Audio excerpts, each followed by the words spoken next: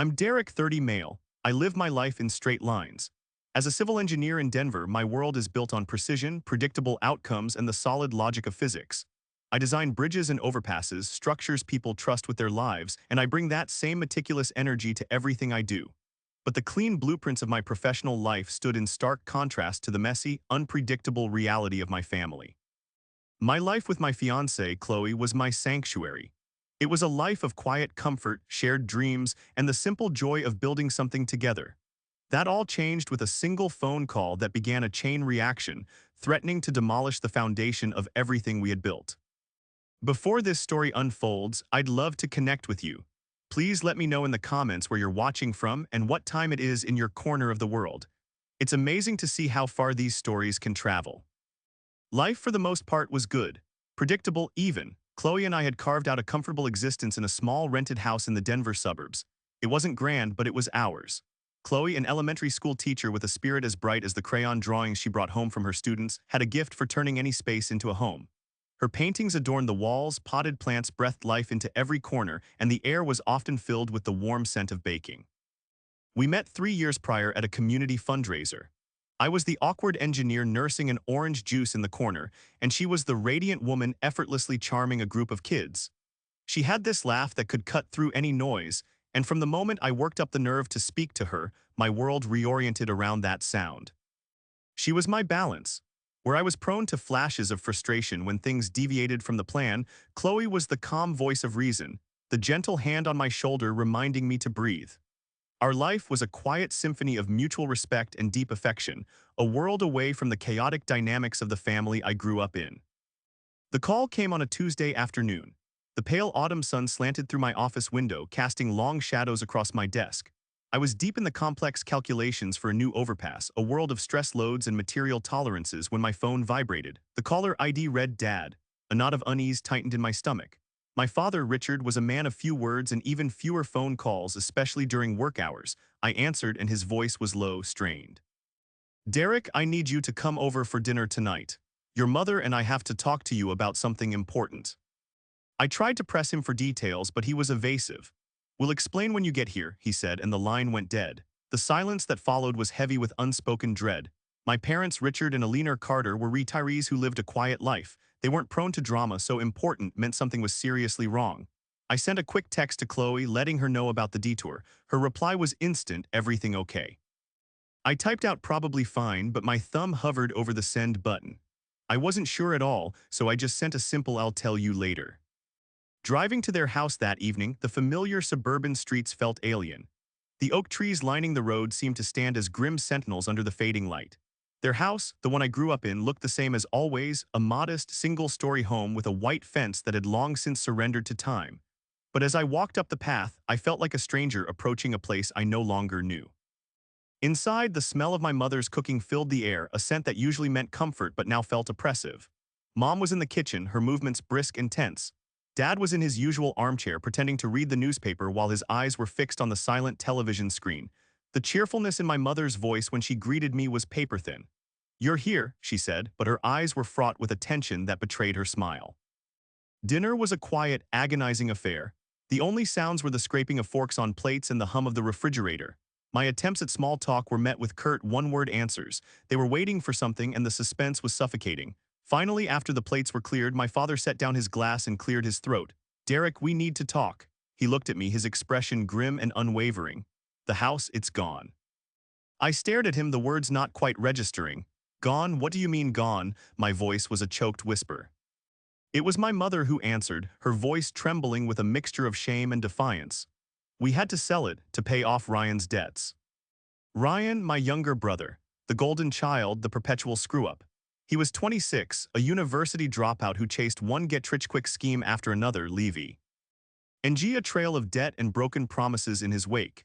He dabbled in crypto, forex, anything that promised a fast payout, and every single time he ended up deeper in the hole. I had warned my parents for years not to enable him, not to bail him out. "He's young," they would always say. "He just needs a chance to find his footing."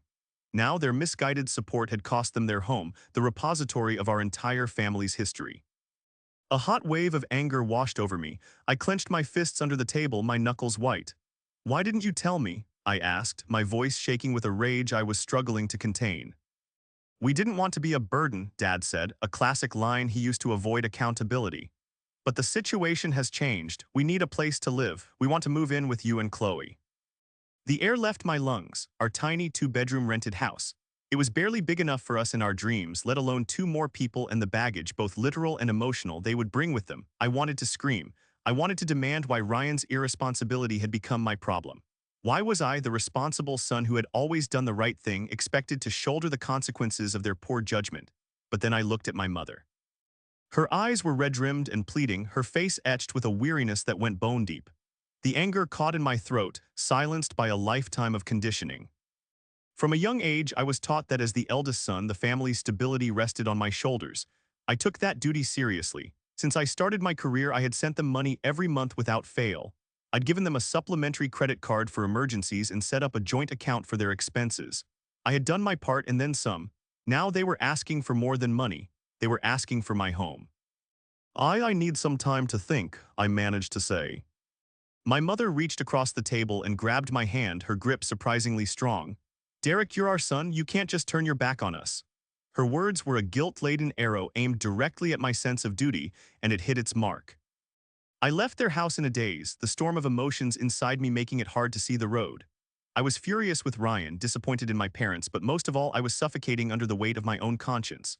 When I got home, Chloe was waiting for me on the couch, a book lying open in her lap. The soft lamplight framed her in a warm glow, and for a fleeting moment the chaos receded. I sat down and told her everything, the words spilling out of me like venom.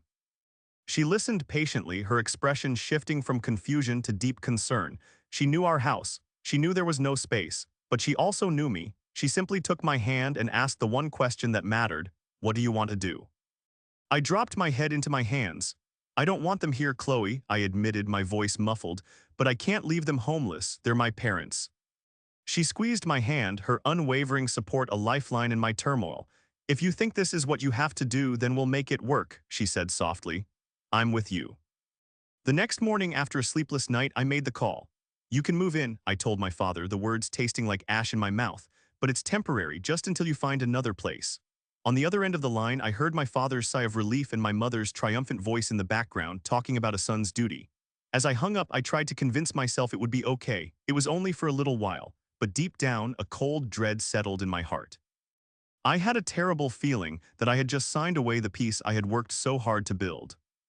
The day my parents moved in felt less like a family reunion and more like a hostile takeover. Our small, meticulously organized house was suddenly besieged by an army of cardboard boxes, bulky suitcases, and a lifetime of possessions my mother, Alina, insisted she couldn't live without. The living room, once our cozy retreat for quiet evenings, was transformed into a cramped, makeshift bedroom. A fold-out mattress was crammed against the sofa, creating an obstacle course of luggage and furniture that we had to navigate just to get to the kitchen. The invasion was swift and total. The kitchen, Chloe's pride and joy, became contested territory. My mother's old mismatched spice jars crowded out Chloe's neatly labeled ones. Piles of dishes began appearing in the sink at all hours, accompanied by passive-aggressive sighs about how she was used to cleaning up immediately after a meal. The sense of order and tranquility that had defined our home evaporated overnight, replaced by a suffocating clutter that mirrored the growing tension in the air. Our privacy vanished. The concept of having a space to ourselves became a distant memory. The evenings Chloe and I used to spend curled up on the sofa, sharing stories from our D.I. were over. That sofa was now my parents' domain. My mother was always there, planted in front of the television, her presence a constant, silent judgment on everything we did. The intimate whispers and shared glances that were the currency of our relationship were now impossible. We retreated to our bedroom, the last bastion of our life together, but even there the walls felt thin. It began with small things, little nitpicking comments that my mother would deliver with a deceptively light tone. Alina had always been critical, but now, living under our roof, her scrutiny became relentless, and her primary target was Chloe.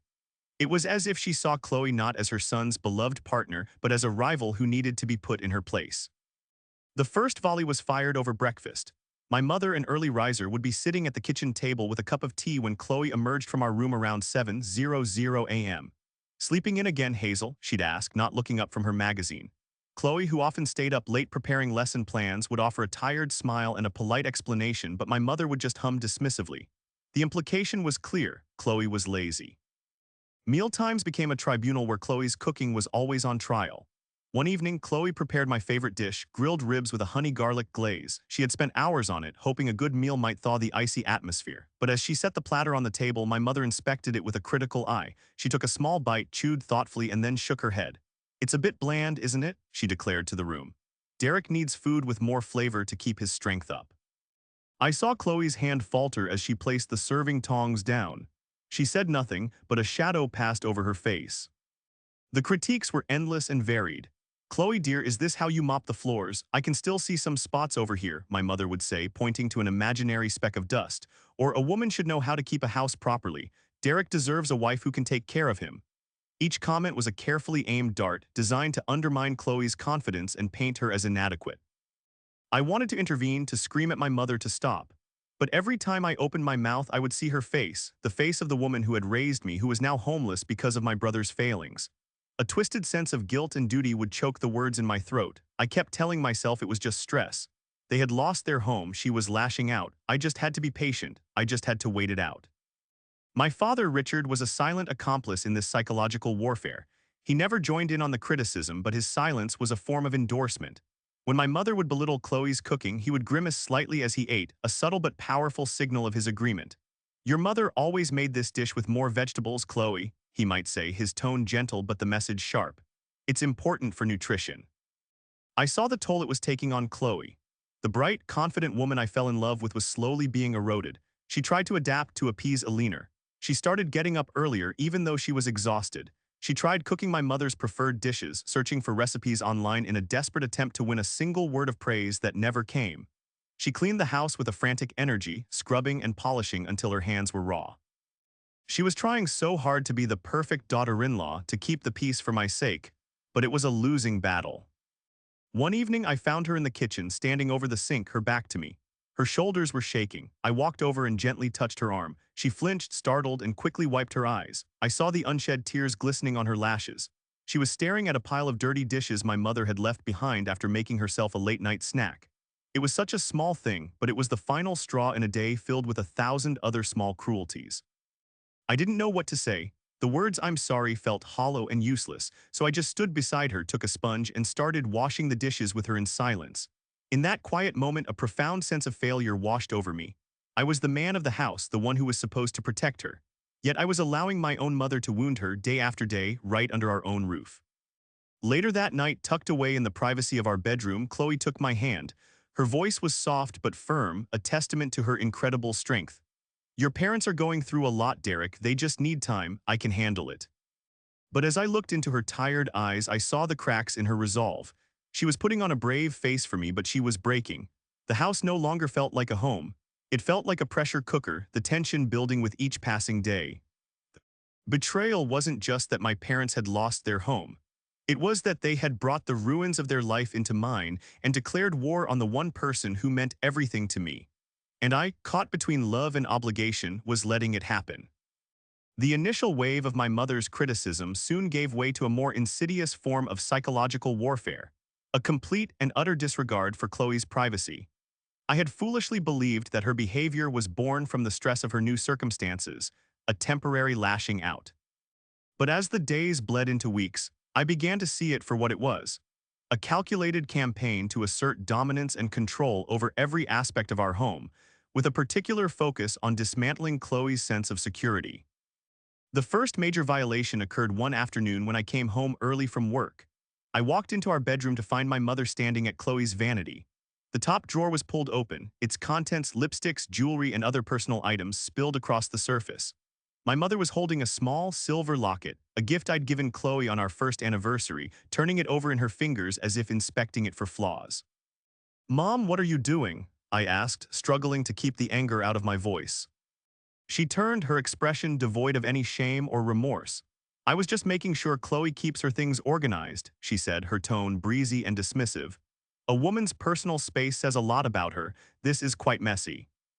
I was speechless. The audacity of her actions, coupled with her self-righteous justification, was staggering. "Those are Chloe's private things," I said through gritted teeth. "Please don't go through them again." She let out an indignant huff, placing the locket down with a clatter. "I'm only trying to help," she sniffed, before sweeping out of the room, leaving me standing amidst the evidence of her trespass. But that was only the beginning. A few days later, another line was crossed, this time with even more blatant contempt.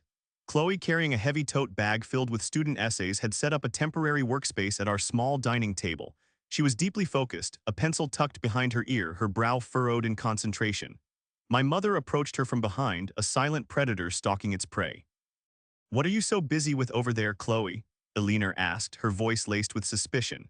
Before Chloe could even formulate a response, my mother reached over her shoulder, grabbed her open laptop, and began scrolling through an email she had been writing to a parent.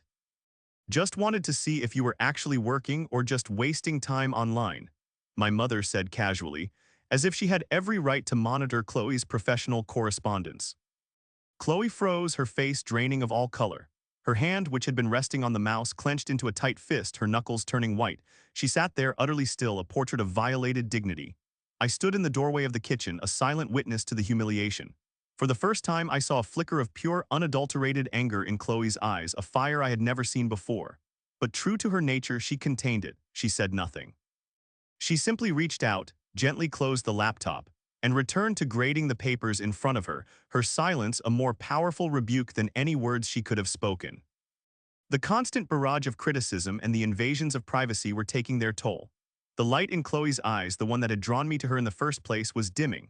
She spoke less at home, her easy laughter replaced by a guarded quietness. The smiles she offered became rare and fleeting, ghosts of the joy that once filled our home. She was retreating into herself, building walls to protect what little was left of her spirit from my mother's relentless assault. The true discovery of her pain came late one night. I woke up to an empty space beside me in bed. A sliver of moonlight cut through the blinds, illuminating the room in a pale, ghostly light. I saw her then, a small, huddled figure in the armchair by the window. Her back was to me, but I could see her shoulders shaking with silent sobs. My heart shattered. I got out of bed and knelt beside her. "Chloe," I whispered. She started, quickly trying to wipe the tears from her face with the back of her hand, forcing a watery smile that didn't reach her eyes. "I'm okay, Derek," she choked out. "Just feeling a little tired tonight." But it was a lie, and we both knew it. I pulled her into my arms and she collapsed against me, the dam of her composure finally breaking. She wept, not loudly but with a deep, gut-wrenching sorrow that shook her entire body.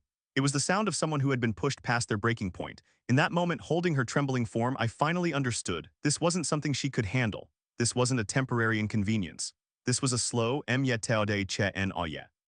destruction of the woman I loved, and it was happening in our home at the hands of my own mother. My father remained a worthless bystander through it all. When my mother would launch one of her tirades, he would simply retreat behind his newspaper, his silence a deafening testament to his cowardice. On the rare occasions he did speak, it was only to echo his wife's sentiments. "Eleanor has a point, Chloe," he once said after my mother had criticized the way Chloe folded the laundry. "There's a right way to do these things." He was reinforcing the narrative that Chloe was the problem, that she was the one who needed to change. I felt like I was being torn in two. One half of me, the dutiful son, was still shackled by years of ingrained obligation. The other half, the loving partner, was watching the person he cherished most being emotionally flayed alive. I had been trying to walk a tightrope between the two, but holding Chloe in my arms that night, I finally discovered there was no middle ground. The rope had snapped. I had allowed my misguided loyalty to my parents to create a toxic environment that was poisoning the best thing in my life. The discovery wasn't just about Chloe's pain, it was about my own complicity. And I knew, with a certainty that chilled me to the bone, that if I didn't do something drastic, I was going to lose her forever. The discovery of Chloe crying by the window was the catalyst. It shifted something fundamental inside me. The fog of denial and guilt I had been navigating for weeks finally lifted, replaced by a cold, hard clarity. I was no longer an impartial observer or a frustrated mediator. I was an investigator, gathering evidence of a crime being committed against the person I loved. My own home had become a scene I needed to analyze, and my primary suspects were the people who raised me. I stopped making excuses for my mother's behavior.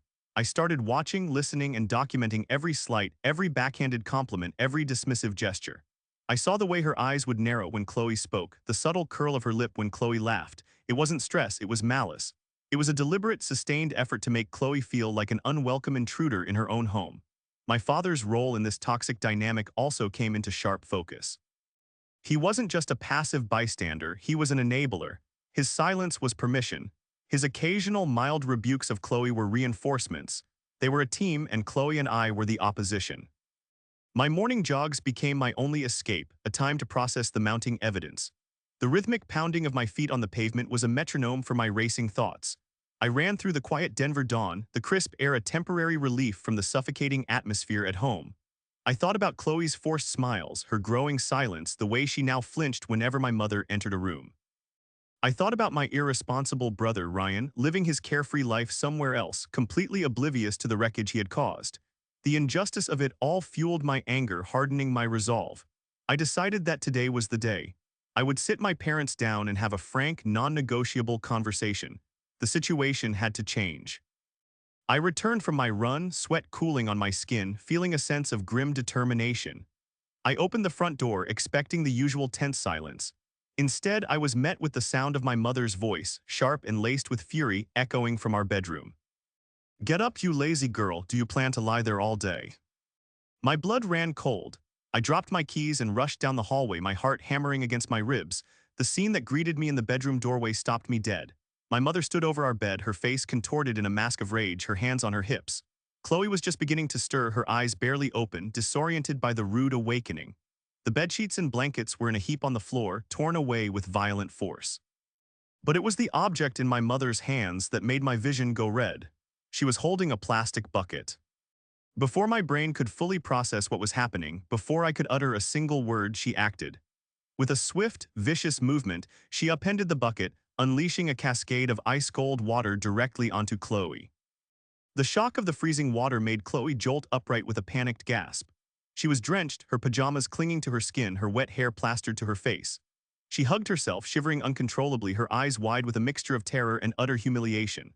A moment of stunned silence hung in the air, and then it was shattered by her sobs, not quiet, sorrowful tears like the ones I'd seen in the night, but raw, wounded cries of pain. I stood there, paralyzed for a split second, the world narrowing to the sight of Chloe trembling on our soaked mattress. Then something inside me snapped. The dutiful son, the peacekeeper, the man who had swallowed his anger for weeks, he died in that instant. "What are you doing?" The roar that erupted from my chest was primal, a sound of pure, unrestrained fury that I didn't recognize as my own. My mother spun around, startled by my presence but completely unrepentant. "She needs to learn," she shrieked, her voice shrill and defensive. "She needs to learn to get up on time and be a proper wife to my son." Her words were gasoline on the fire. I looked from her defiant, hateful face to Chloe, who was now curled into a ball, trying to make herself smaller, trying to disappear. The investigation was over. I had all the evidence I needed. This wasn't a misunderstanding. This wasn't a personality clash. This was abuse. It was cruel, calculated, and happening in the one place Chloe was supposed to feel safe. I strode into the room, my body shaking with a rage so intense it felt like it might tear me apart. I deliberately placed myself between my mother and Chloe, creating a physical barrier. My voice, when I spoke again, was no longer a roar. It was low, dangerous, and trembling with menace. "Stop it right now," I growled.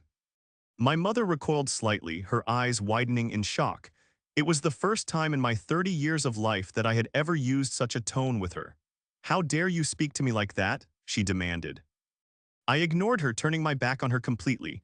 I knelt on the wet bed and gently helped Chloe sit up, pulling her into my arms. Her body was ice cold and trembling violently against mine. "Go get changed," I whispered into her hair, my voice breaking with a mix of fury and sorrow. "Go into the bathroom and lock the door." She nodded numbly, her eyes filled with a hurt so profound it stole my breath, looking up at me. She slid off the bed and scurried into the ensuite bathroom, the click of the lock echoing in the tense silence.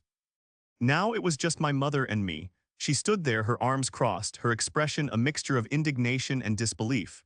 "You would yell at your own mother for that girl." "Enough," I said, my voice cutting through the air like a shard of glass. "That's enough. Chloe is going to be my wife, and you will never ever lay a hand on her or speak to her like that again." The words felt like a declaration of war, severing the last remaining threads of filial piety that had bound me. I was no longer their son in that moment. I was Chloe's protector. The final piece of evidence from my investigation was clear. To save my future, I had to confront my past, and I would not back down no matter the cost. With Chloe safely behind the locked bathroom door, the full force of my rage turned on my mother. She stood her ground, her face a mask of defiant indignation, completely oblivious to the monumental line she had just crossed. "I cannot believe you would take her side against me," she seethed, her voice rising with every word. I am your mother. I am only trying to make sure you have a wife who is worthy of you, not some lazy, incompetent woman who can't even keep a proper home." Each word was a hammer blow, but they no longer had the power to wound me or fill me with guilt. They only fueled the ice-cold resolve solidifying in my veins. I looked at this woman who had given me life, and I felt nothing but a profound sense of disillusionment. The image I held of her as a loving, if sometimes difficult, mother had been irrevocably shattered. "Worthy of me?" I repeated, my voice dangerously quiet. "Chloe is 10 times the person you'll ever be. She is kind, patient, and loving. She has endured your constant criticism, your invasions of her privacy, and your cruelty with a grace you couldn't possibly understand. And this is how you repay her, by humiliating her in her own bed." My father, drawn by the shouting, appeared in the doorway, his face a mixture of confusion and alarm. He saw my expression, my mother's fury, and the soaked, disheveled bed, and his face fell. He knew something terrible had happened. "What's going on in here?" he asked tentatively. "What's going on?" I said, turning to face him, my voice flat and final, "is that you and Mom are leaving. Today." The words hung in the air, absolute and non-negotiable. My mother let out a short, incredulous laugh. "Don't be ridiculous, Derek. This is our son's house. We have a right to be here." "No," I countered, my voice as hard as steel.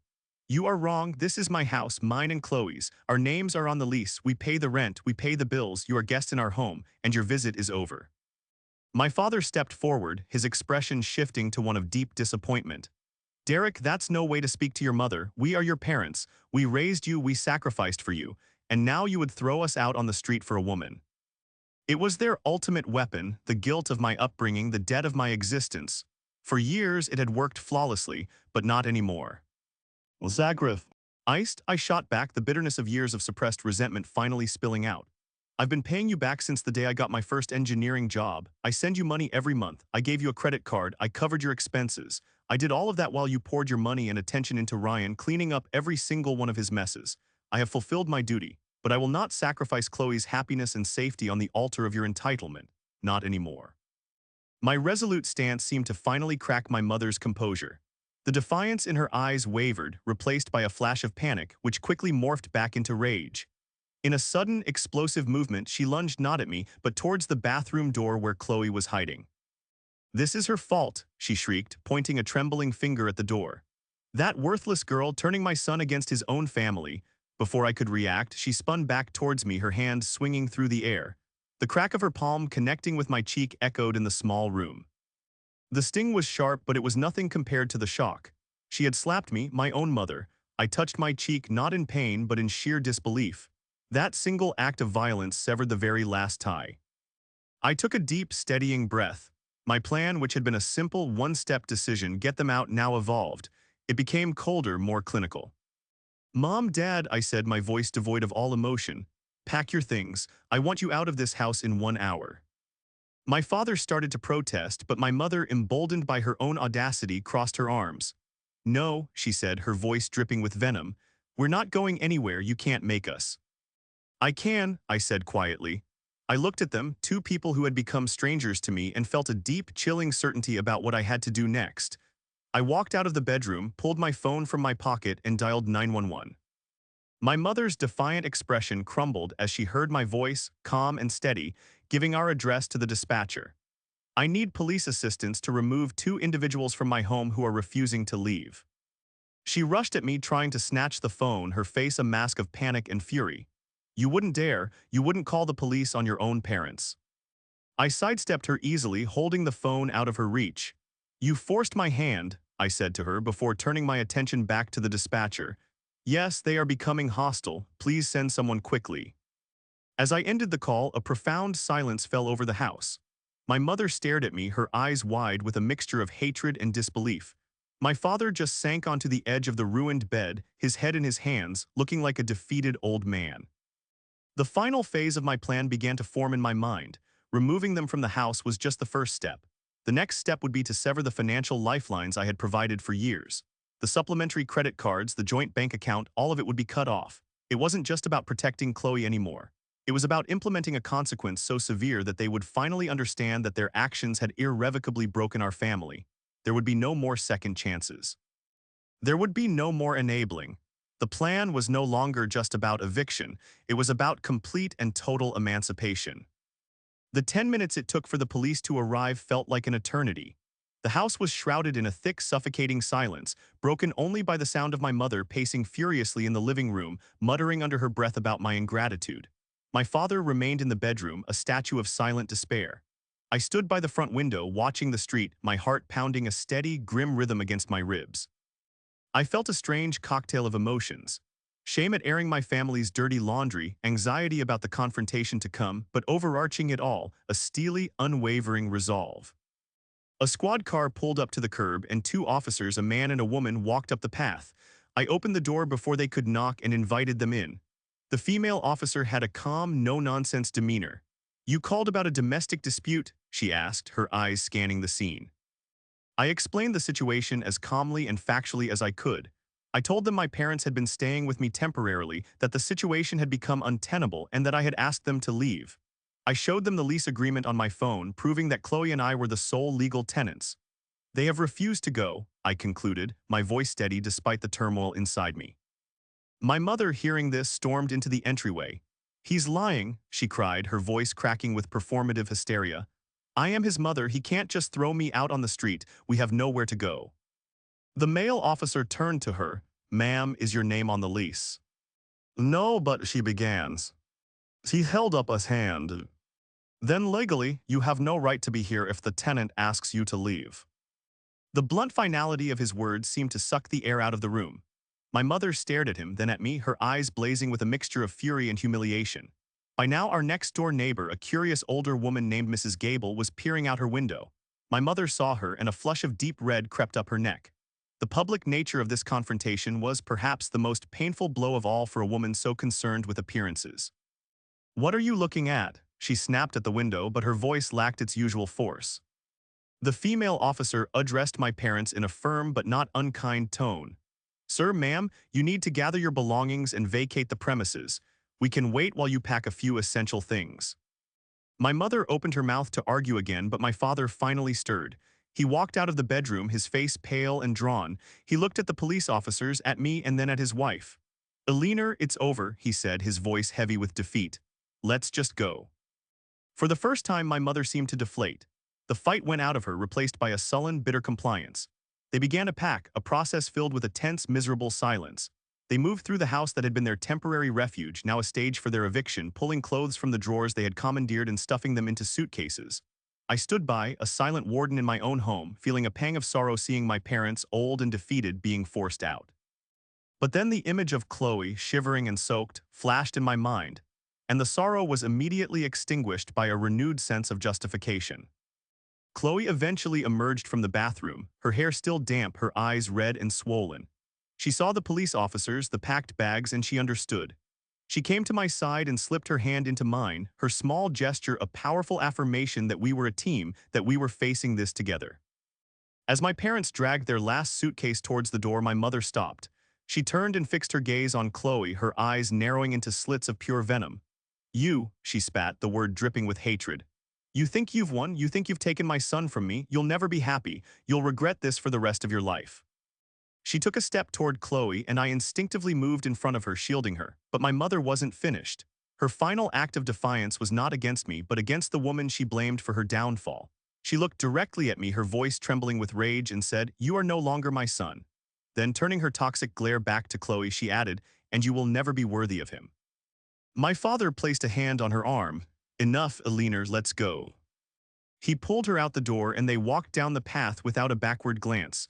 The police officers gave us a sympathetic nod. "If they come back, you call us immediately," the female officer said before they, too, departed. The front door clicked shut, plunging the house into a profound silence. The confrontation was over. I stood there in the living room, Chloe's hand still gripping mine, and looked around at the space they had occupied. It was empty now, but the psychic imprint of their presence lingered like a bad smell. Relief washed over me, so potent it almost brought me to my knees. But it was a hollow relief, tainted by the grief of what I had just been forced to do. I had protected my home, but in the process I had formally destroyed my family. I pulled Chloe into a tight embrace, burying my face in her hair. We just stood there for a long time, holding each other, two survivors in the wreckage of a war we never wanted to fight. In the days following my parents' eviction, our house began to breathe again. The physical and emotional clutter that had been suffocating us for weeks slowly dissipated. The living room was reclaimed, no longer a makeshift bedroom but our shared space for quiet connection. The kitchen, once a battleground, was again filled with the scent of Chloe's baking and the sound of her soft humming. The oppressive weight of my mother's constant scrutiny was gone, and in its absence, the simple, mundane rhythms of our life together felt like a profound luxury. But healing was not an instantaneous process, especially for Chloe. The trauma of my mother's abuse had left deep, invisible wounds. Some nights I would wake to find her crying softly in her sleep, trapped in a nightmare. "It was your mom," she would whisper, her voice trembling as I held her. She was shouting at me with the bucket of water. I would hold her until the shaking subsided, my heart aching with a mixture of sorrow and a renewed, burning anger at what had been done to her. Each time I promised her, "I will never let anyone hurt you like that again." And each time I meant it more fierce. As long as you leave. Slowly but surely, the light began to return to her eyes. She poured her energy back into her teaching, finding solace in the uncomplicated joy of her students. I'd pick her up from school and see her on the playground, her face illuminated with a genuine, unforced smile as a small child proudly showed her a drawing. She started painting again, filling a blank canvas with bold, bright colors, a visual metaphor for the life she was reclaiming. Our home began to feel like a sanctuary once more, a place of safety and recovery. For my part, I finalized the plan I had conceived in the heat of our final confrontation. I logged into my bank accounts and with a series of cold, deliberate clicks dismantled the financial support system I had maintained for years. I deactivated the supplementary credit cards. I removed my parents' access to the joint account. I stopped the automatic monthly transfers. Each action was a snip of a thread, severing the ties of a one-sided dependency. It was a strange, liberating feeling. The guilt I had anticipated was replaced by a sense of righteous finality.